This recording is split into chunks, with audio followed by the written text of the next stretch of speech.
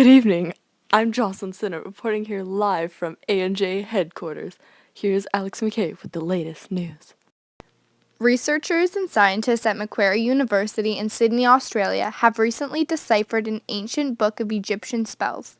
The book is around 1,300 years old and is thought to be from Upper Egypt. Inside the book, it contains spells from falling in love to exorcising demons and even curing black jaundice, a disease that is still around today and can be fatal.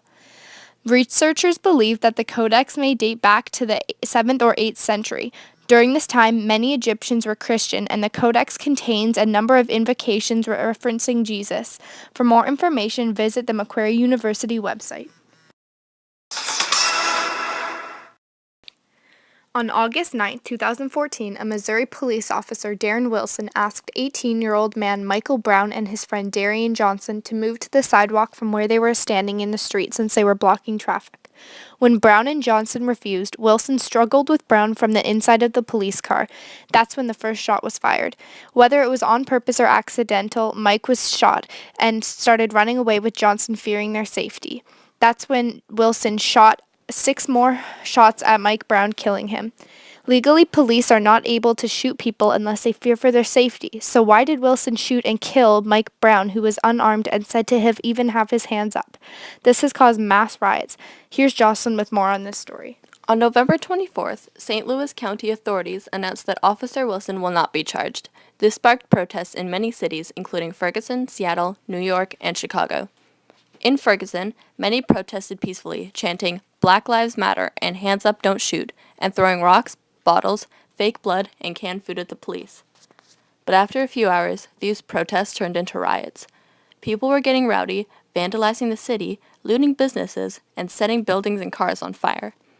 Protesters laid down on the roads, preventing traffic from moving in an attempt to tell the public that they should be out there protesting with them. They even ended up shutting down a St. Louis highway.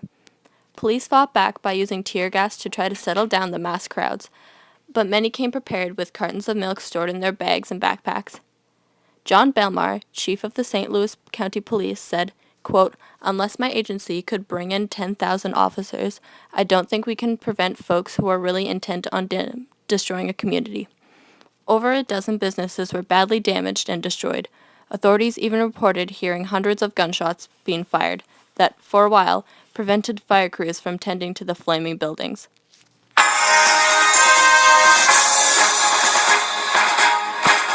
And we're back with more disturbing news. In Hamilton, Ontario, a devoted Christian woman kept her husband's decomposing body in a room for 6 months in hopes that he would be resurrected.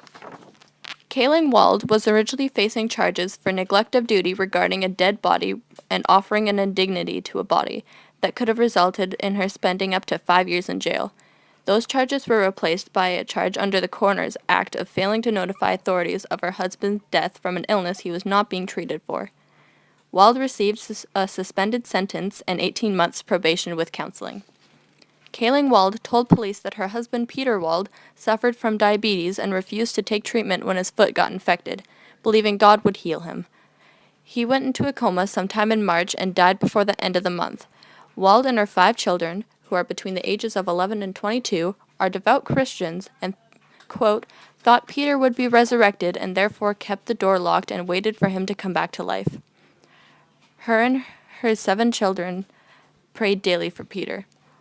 Wald locked the door to keep the children out and duct taped the edges of the door and the open vents so the smell wouldn't seep into the house. Authorities only found out what happened when they came to evict the couple and their family.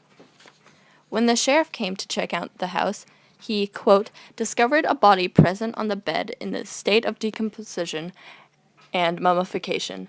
The body was covered with 2 blankets and had a toque on its head, and the feet were observed sticking out from the blankets. Peter's left foot, the infected one, was wrapped in a gauze. And that's all for tonight, but tune in next week for more breaking news. Thank you and good night from A&J News.